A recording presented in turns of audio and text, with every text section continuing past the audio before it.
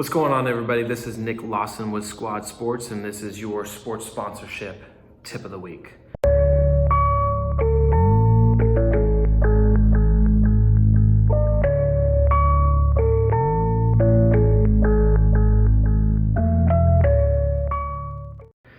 This week, as we have 2019 coming to a close, 2020 coming up, a new decade, it was intriguing. I was chatting with Rich Franklin. If you've listened to the Inches podcast, you know he's the Vice President of Corporate Partnerships at the Portland Winterhawks. But an intriguing thing that we did was chat about in 2009, how much has sports sponsorship changed? Well, maybe a few YouTube or Facebook videos.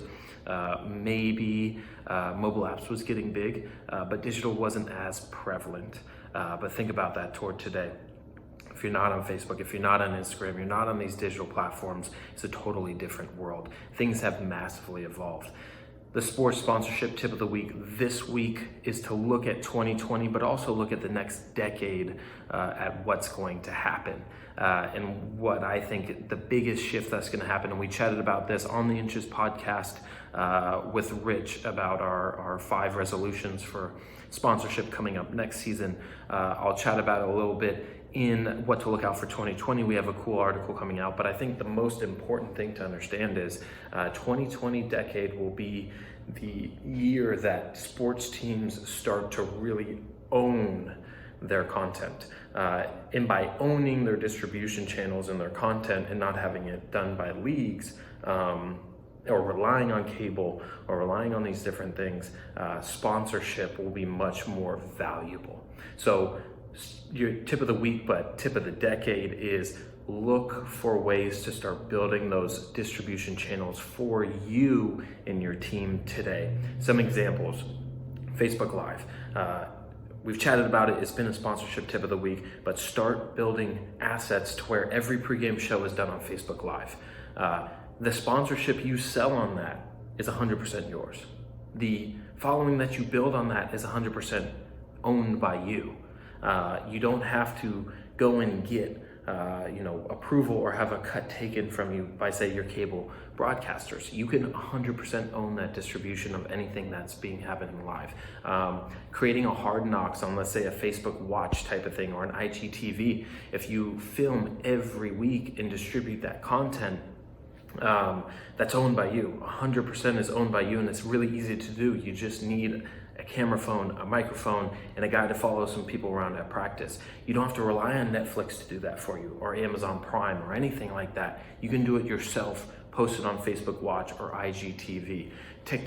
TikTok's reach is insane. Yes, it's short-form content, but that can lead toward your other distribution channels and build your brand. So I think you're getting the overall umbrella message here, which is the next 10 years will be about sports teams building their own distribution networks that they own, not the leagues, not cable, not even the distribution things like Amazon or anything like that.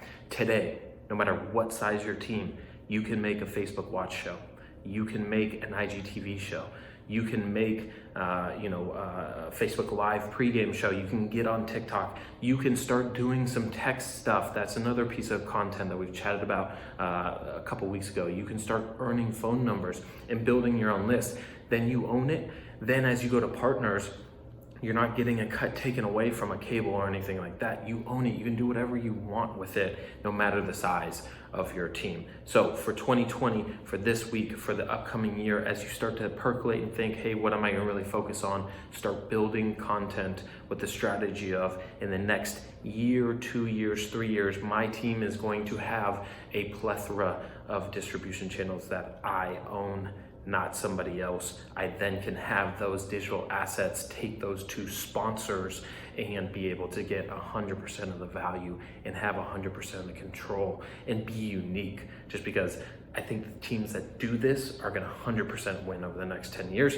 The teams that don't do this and still rely on the old channels, maybe because they think it's easier or it's the way it's been done, they're going to lose out on that end. It's going to be the same way that people who didn't have a website or didn't get on, internet ticketing is going to have less, or had less of an advantage or a start than people who did. So tip of the week this week, as you start to think about that, think about if there's one distribution channel that we can get on and own and create that. And I've given you a few examples here, but really think about, where do I get started for that? How can I start building that up so that in the next 3 years, we own all of that distribution and we're a much more powerful team and organization because of it, because we don't have to rely on other sources for that distribution. So that's our tip of the week this week. Have a great, happy, safe holidays, New Year's, all that good stuff. We got a lot of great content coming out in the next few weeks.